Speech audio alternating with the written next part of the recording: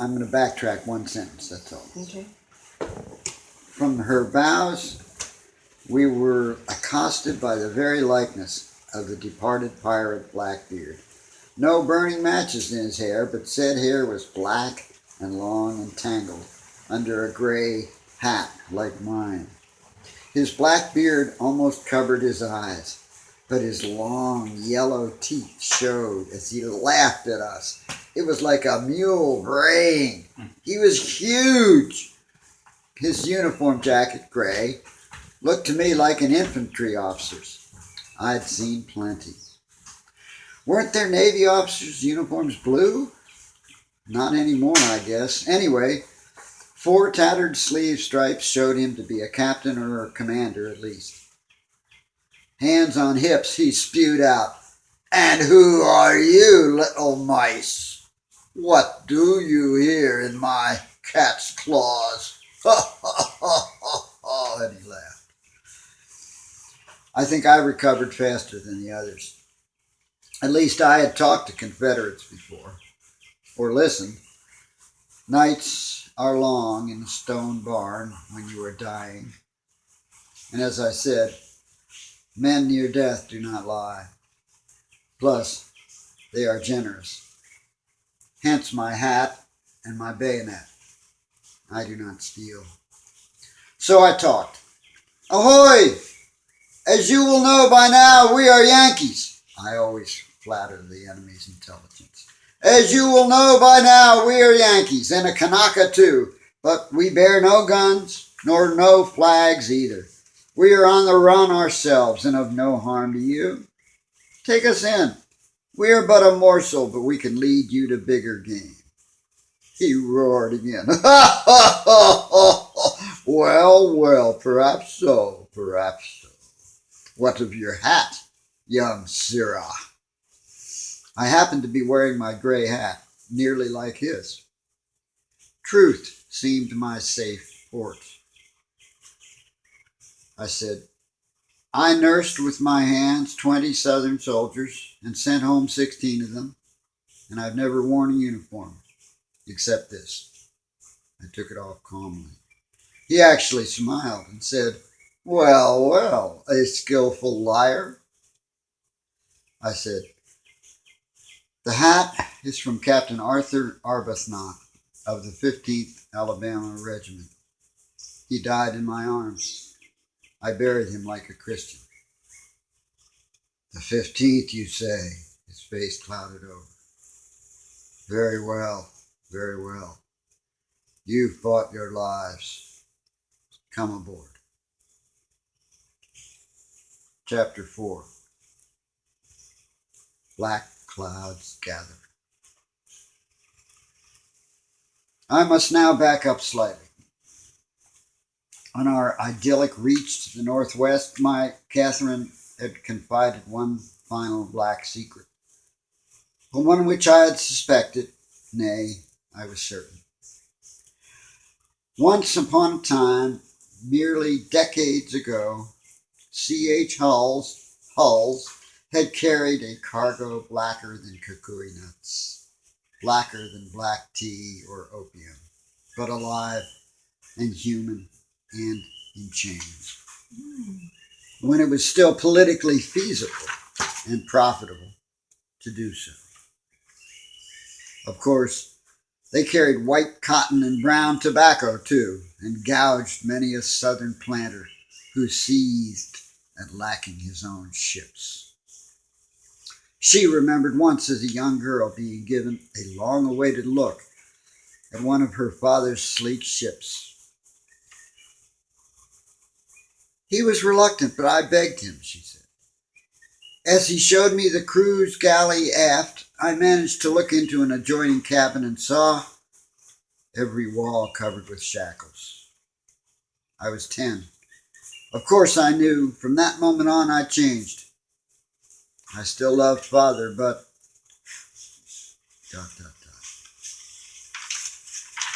Later, when questioned, he would snort. He couldn't bring himself to sneer, but he snorted. "Well, the Lowells built Harvard off of black coal.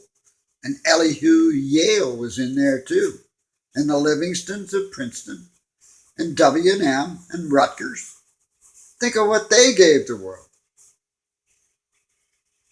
My father, Carl Helmut Hall, used to cuss that bastard Jefferson.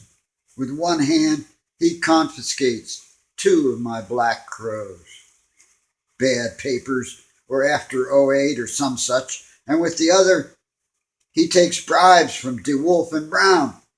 Rhode Island makes more off of slaves than South Carolina. End quote.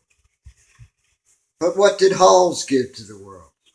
And later still, the 2 green clippers that I had seen had not waited for the sea cloud at Maui. They had sped onward to San Francisco. And why? Because in Honolulu, they learned that the price for opium was rapidly falling in San Francisco. And why was that? Because 1 million or more customers, poor wounded boys, were dying or recovering. And Confederate money no longer bought opium.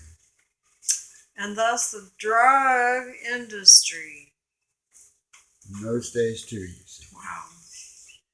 What year was this, I thought? What month? Not now, I thought, dazed. Well, we climbed aboard. Blackbeard even reached out a hand to help a lady who didn't need it, but she played up. Then she wiped her hand discreetly. We got a close look at his belt, with bullets nose down all around, and 2 mean-looking blue nickel steel service revolvers. She whispered to me, "Those are Yankee pistols." I replied, "See any scalps?" And pinched her. She pinched back and giggled. Good old Kath. She was game, all right. But she overplayed her hand. Her hand was 3 jokers and a busted straight. As we walked the deck toward the cabin, he gruffly demanded, "Make yourselves useful. Did you see any warships?" I said, "No, just 3 clippers headed for San Fran." I stretched it a bit. "Whose?" "C.H. Hull's out of Newburyport." She wisely kept silence. He muttered, "Too fast for me, even with steam." I thought, "Steam?" Question mark. Then the devil made Kathy coo sweetly. "Oh, Captain, I'm not really sure, but I thought I saw the Kearsarge making for Kauai." His face turned red under the black, and quick as a snake, he drew a pistol and fired it over her head. Boom! "No more of that sauce, wench. I have limits." I was dumbfounded. Later, I got the story from her. It seemed I had missed many events in my vagabondage. "What day is this?" I whispered. She replied, "September 28, 1865. 80 years before or 20 years after my birth date. The story that led to the shot. This is true by the way, a very famous Confederate raider, the Alabama, had torn through Yankee fleets worldwide like a comet until cornered, I think in early '64, in a French port, Brest. She needed repairs, but the USS Kearsarge, a 22-gun frigate, found her and challenged her. Alabama's captain, Raphael Rafe Semmes, a famous dandy and our Blackbeard's best friend and hero, had not shirked from battle, but outmatched, he saw the Alabama sunk. I don't know if Semmes survived. Many French people watched the battle from on shore. The Louisiana was a sister ship of the Alabama. Both were built secretly in Britain. Liverpool, or was it Clydeside? I hope the Scots weren't involved. Damn Brits. The cleverest ruses were used to launch them, then secretly put arms aboard and abscond. A true secret weapon they shared. Amazing, amazing. Had the Brits stolen John Ericsson, designer of the bizarre monitor? Lord North, Foreign Minister of England, said in 1862, not 63, "Of course we favour the South. The North and we are in the same business." Alabama and Louisiana had a lever that the captain could pull. Like black magic, a smokestack would rise from the deck with walking beam, and a slow bark became a steam-powered warship. The concealed gun ports had hid 16 Parrott guns, the latest, like the two on the Monitor, whose rifling delivered shells twice as far and more accurately than any other CSN ship. Damn Brits, damn Rebs. The South had some sailors, all right. Not as many as New England, true, but smuggling slaves and tobacco and cotton had trained many, with few scruples. To make the story short, I'll tell it all at once, or scrambled, rather than as he did over several bottles of Calvados apple brandy. The kind with the apple inside the bottle. It was grown there. Oh, those Yankee ships. I hope they died well. Blackbeard was actually called Captain Carl McNaughton. I can't remember his name, but this will do. The McNaughtons, or McNaughtons, a Pictish clan, are known for northern fierce, tough severity, in a land renowned for northern fierce, tough severity. Black hair is often theirs also. He loved to boast.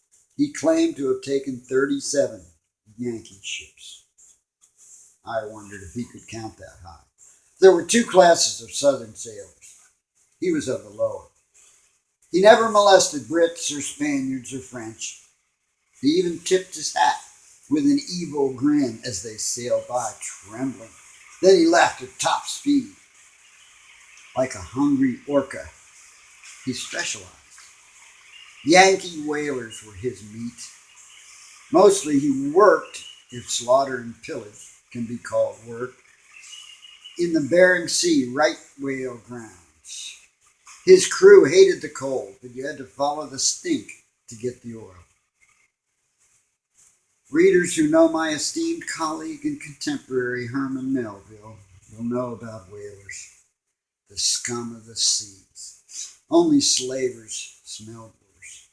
Don't even think about it. CSN Louisiana had been provisioning before setting out again as a lone wolf. There was no port on earth that would have her, perhaps. But, I thought, wasn't the war over? ? All the crew seemed angry because the only warm port they got was a desert island full of salty pools, ugly weeds, and stinking birds. Their din of squawking complaints didn't help. But Captain McNaughton ruled this Pequot-like vessel with its black morals and its black, stinking quarries. So our proa, Honey, was hauled aboard to dangle, lashed to the port quarter rail like a beach stingray without the sting. She wouldn't slow the Louisiana, and we headed northward. That night, in a cramped bunk underneath hers, I had a dream. I was in the big whitewashed stone house.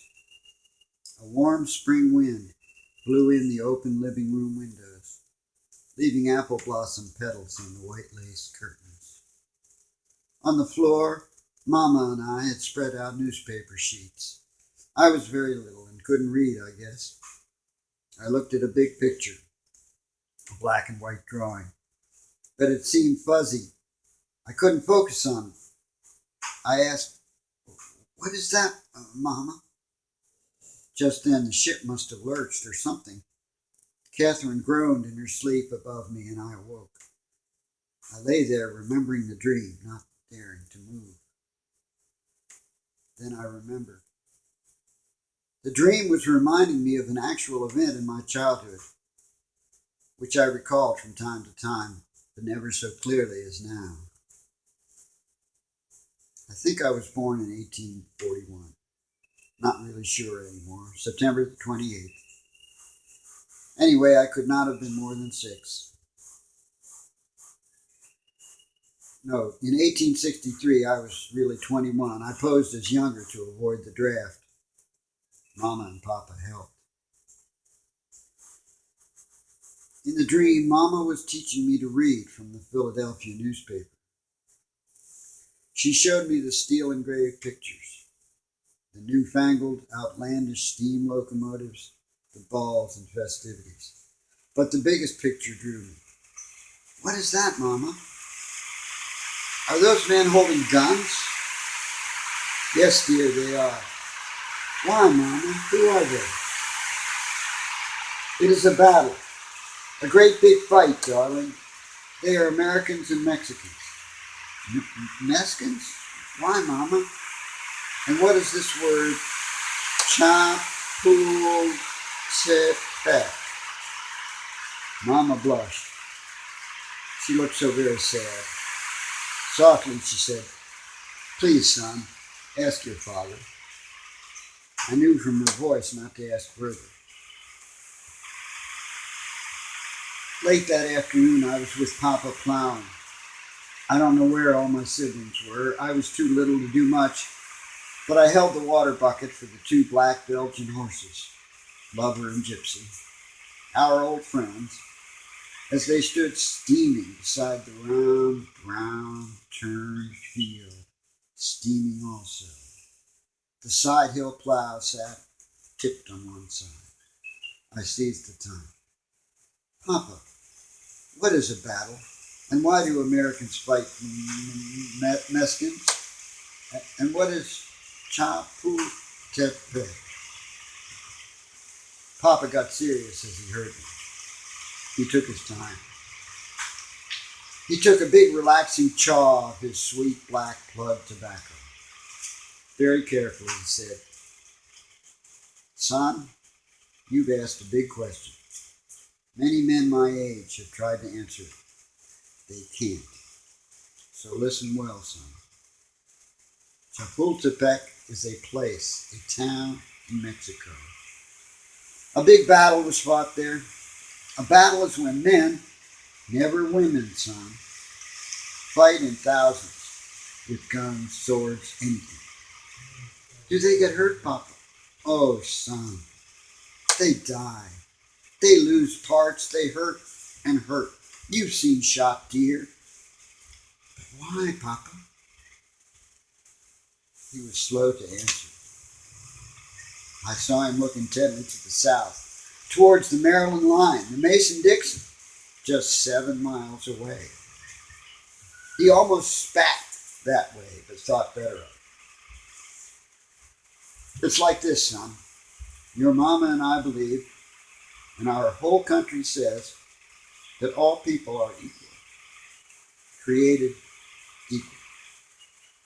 But what is equal, Papa? Well, not all the same, no. Some old, some young, rich and poor, and so on, some. But this, we all deserve a chance to live and make our own ways. But some people, he looked at me to keep from looking south, I guess. Some people think that, he choked, it was hard for him to speak, that one kind of people are better than others. Better, Papa? You mean some people don't lie or steal as much? I had sounded garbled. Well, no, son, he plunged. Some people think they are smarter than others. They think, he gulped, they think only white people like you and me, son, are smarter or something. You mean Jesus loves us more? I interrupted. Oh, no, now please hush, son. This is important. He patiently began again. Son, these bad people, I'll say it, Jesus forgive me.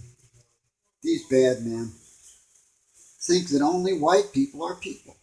Not black people, not Indians, not Mexicans. They live way south of here, son. Anyway, brown people or black people are not people. So the bad white people say, we can take their land. They say, they are no good. They are lazy. Mexicans always fight and waste things anyway, so we can take their land. Son, these bad, battle-making white men think or say, they say they can help the poor Mexicans by stealing their land. I was really confused. He knew it, but it was a moment of truth. I didn't forget. But why, Papa? Why, oh, why steal land? We have land. We couldn't use more. We only have 2 horses. You're very right, son. Keep thinking. Now, do you know what a slave is? I dared not answer, but nodded.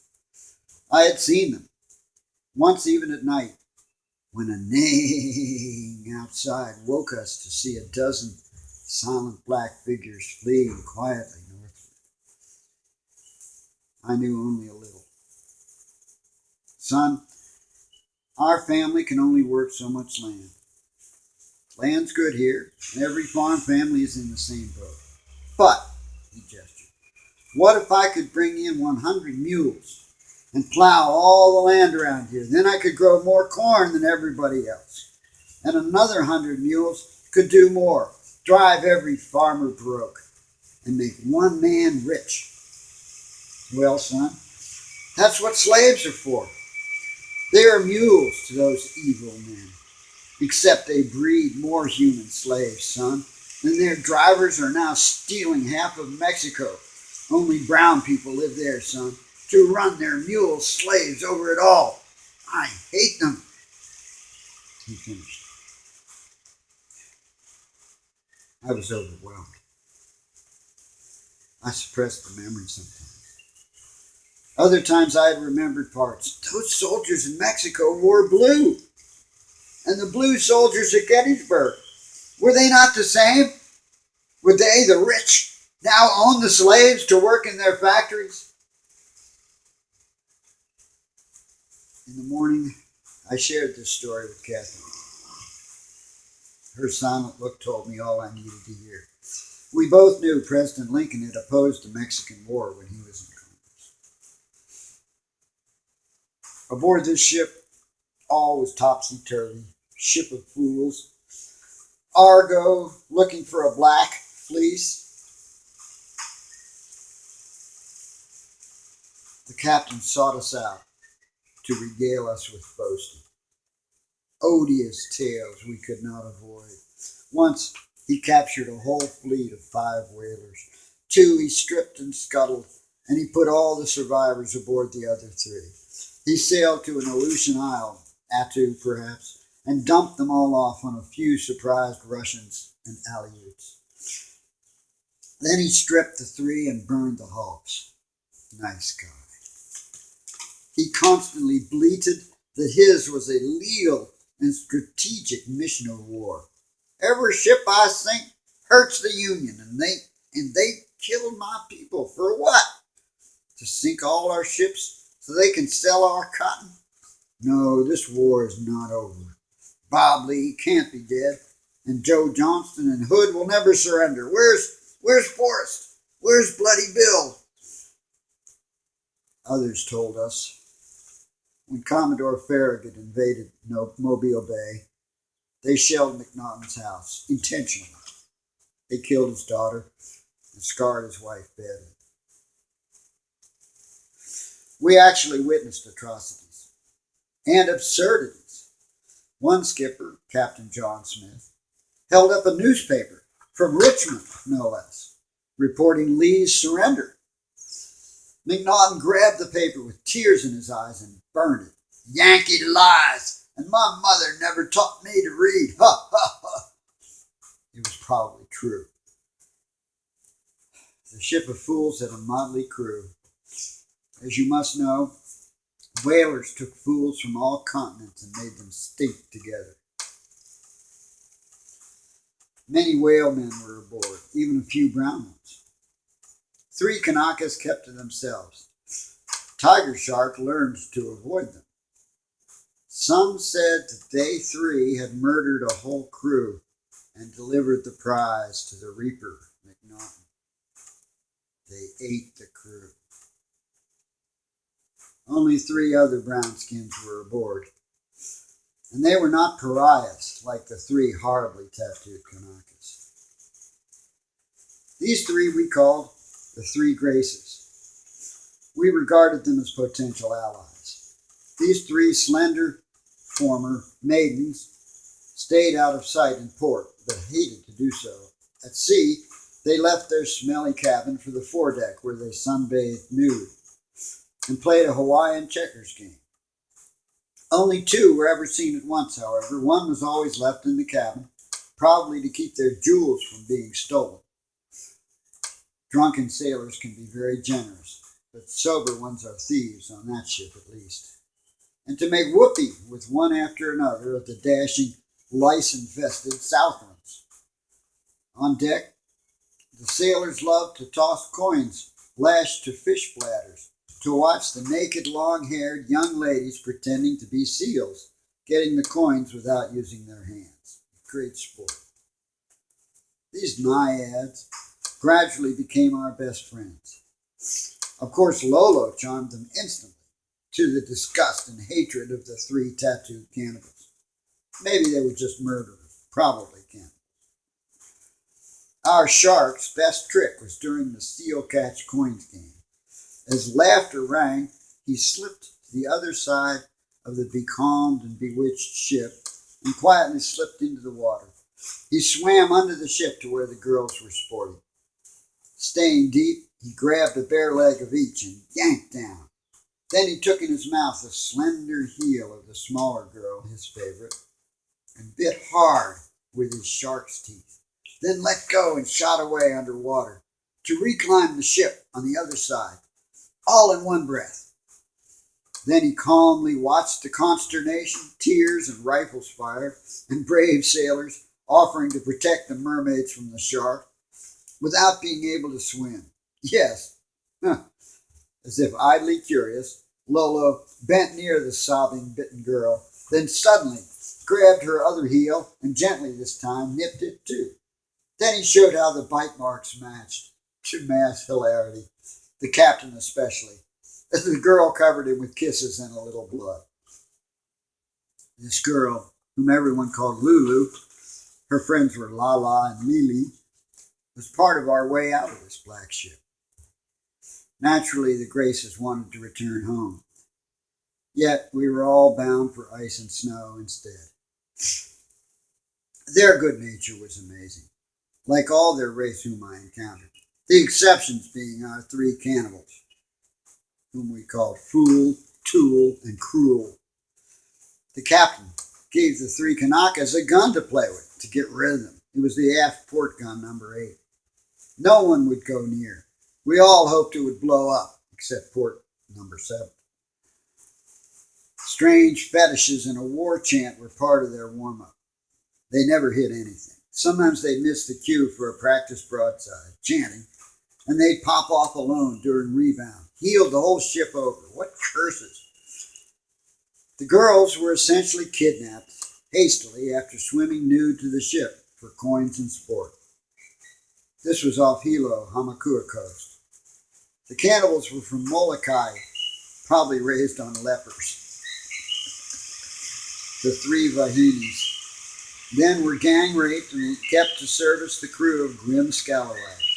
Still, amazingly, they treated everything like a huge lark. But this was wearing thin. The crew and ship were doomed, like the Flying Dutchman, except they were not doomed to roam forever.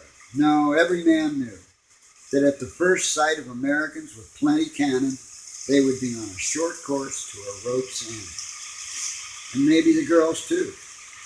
Still, for the Vahinis, all was play. It seemed that sexual diseases had not yet marred their culture, though I knew better. And even pregnancy did not seem to frighten them. They all stayed slim, and after one at a time were allowed ashore here or there on Atu or Nihoa. Certain leaves and barks and seeds were seen in their cabin. amid much sing-song. Later, they were master herbalists, even in California or Peru. Yet, they feared colds and flu, which could be fatal to their tropical systems, even to Ali'i like poor King Kamehameha II, who died of measles in England.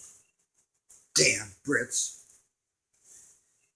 Catherine already was a big sister to the three, who spoke good English with a charming southern accented pidgin. Catherine could only avoid lechery when in their company. They had many large moo-moos of quilted missionary material covering neck to ankles, stolen, of course, by the, quote, privateers. The rude sailors still loved to play hide and seek with hands under the billowy, shapeless dresses, but colder weather made for icy hands. The girls objected. However, the tired, cold sailors gradually had cooled their ardor. Catherine had to use her dirk only twice. We first dawdled in the warmth, trying to catch a ship bearing coal or wood or warm clothes, giving me and us time to get to know our bizarre shipmates. One, quote, sailor, end quote, lately aboard, knew that Lee had surrendered because he had been there. At Appomattox Courthouse, at the house whose owner had moved there to escape the war, this quiet, small, but speedy and shifty corporal from North Carolina had held the horse of General John B. Gordon of Georgia, Lee's last lieutenant. The man kept his story a secret. The captain would have beaten him or worse. We couldn't believe how fast he came. How did he get aboard? We also had the cream of the Confederate Navy aboard, refugees. But he told us his story in whispers over rum. Lee, he said, had on the most beautiful uniform he had ever seen, and Grant the worst. Horses ditto. Gordon, too, was well clad and horsed, a chestnut, with Lee's gray traveler. The corporal loved beauty. I was attentive. We were intermarried with the Gordons of Chambersburg, Pennsylvania, whose town was burnt by rebels in '64.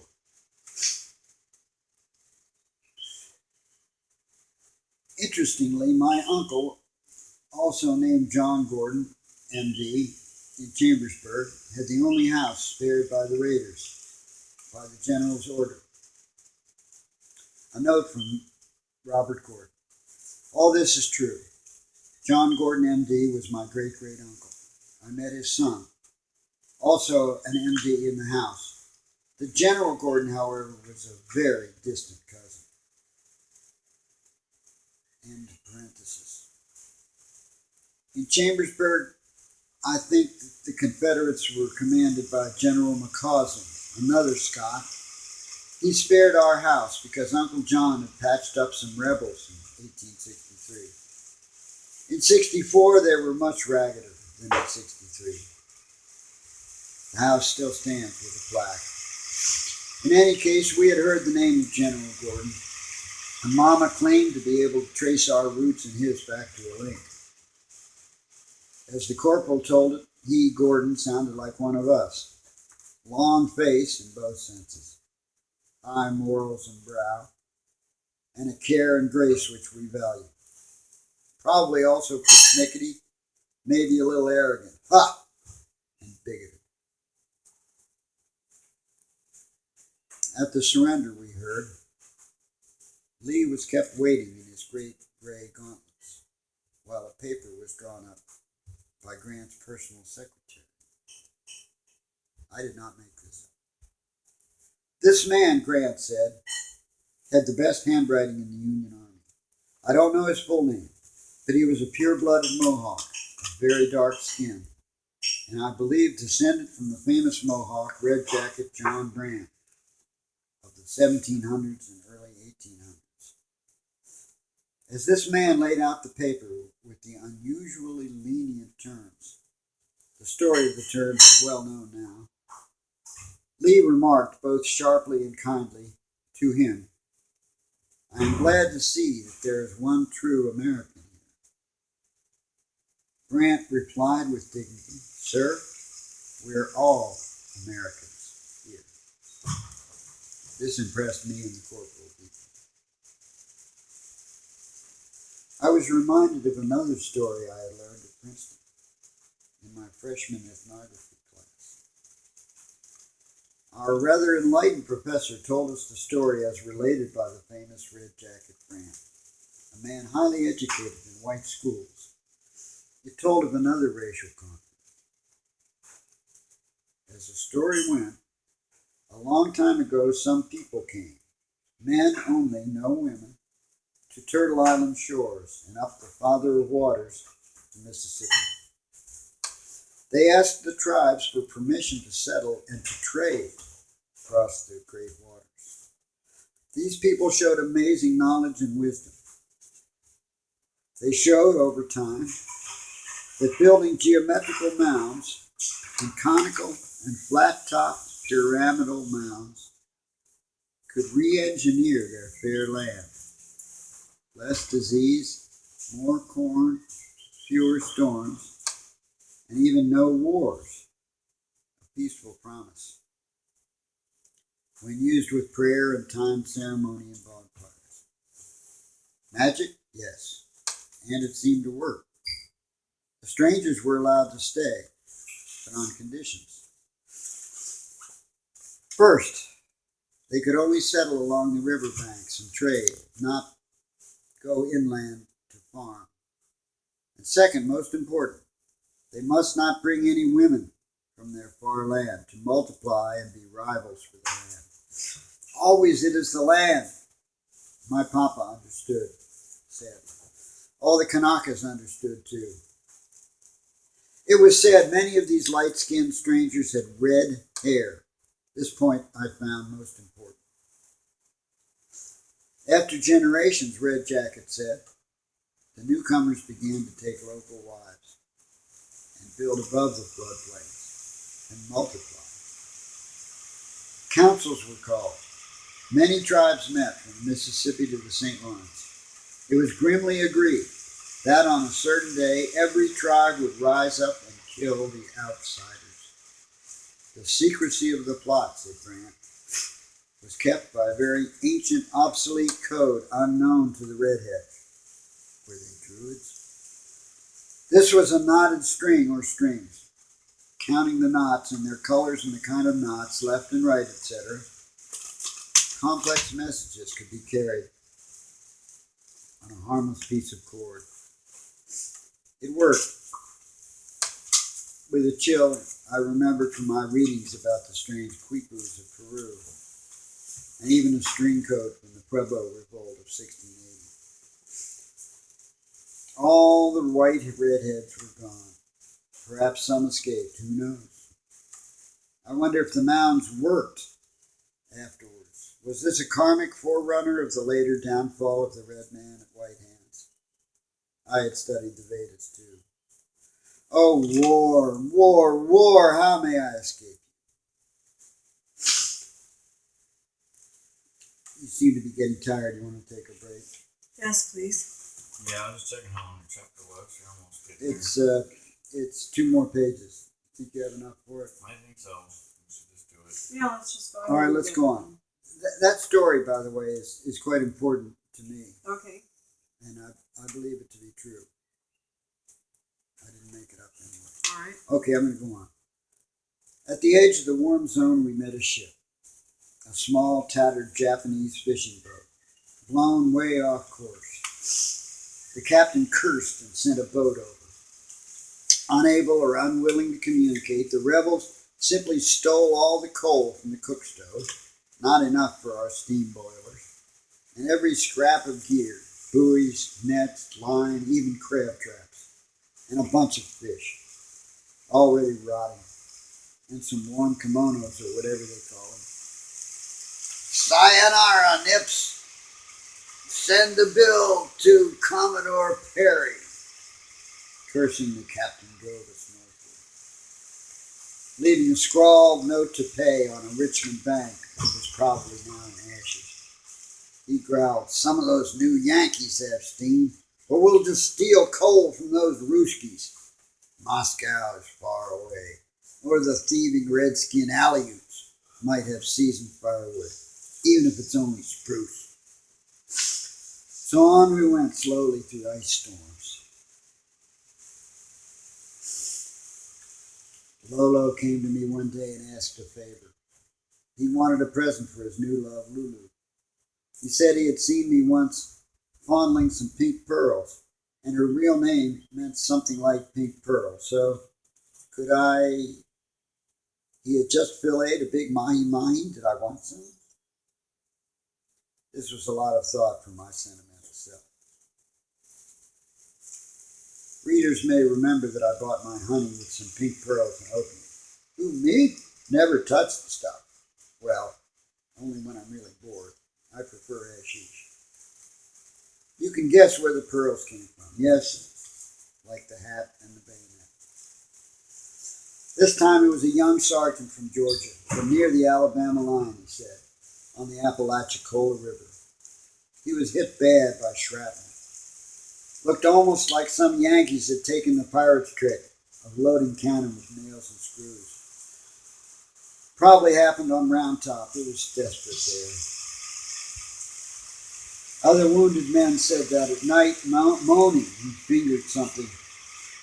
Poor lad died soon, inside a week, all gangrene.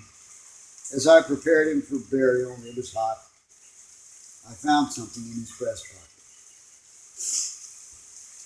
I had a plain pine casket for him, made and sent over with a dozen others by my older cousin David Dietrich of Greencastle, Pennsylvania, in Waynesboro.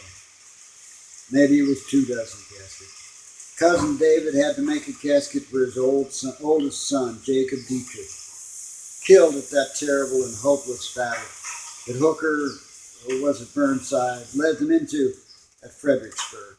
Only 20 miles as the crow flies from the Dietrich homestead.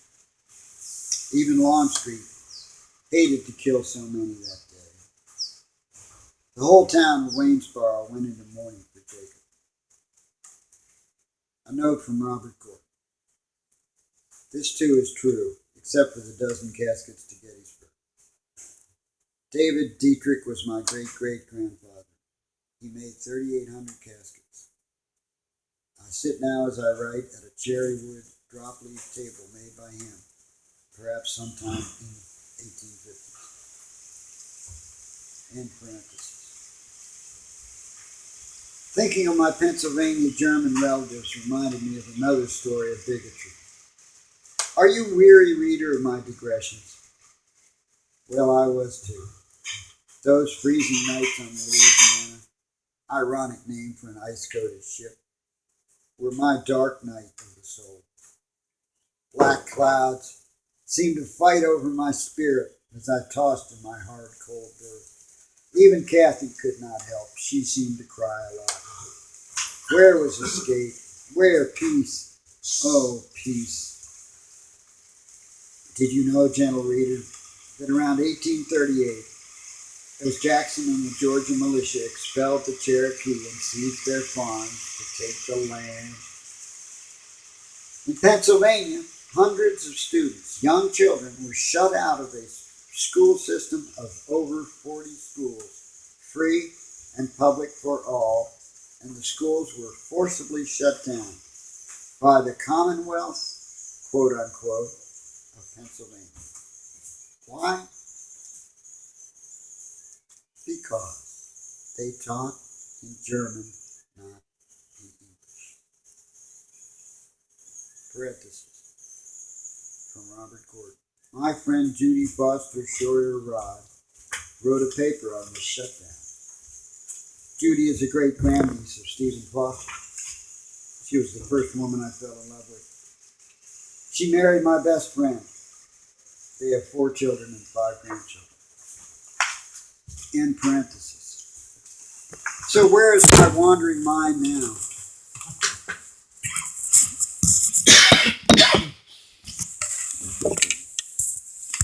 So where is my wandering mind now? In 1847, 1863,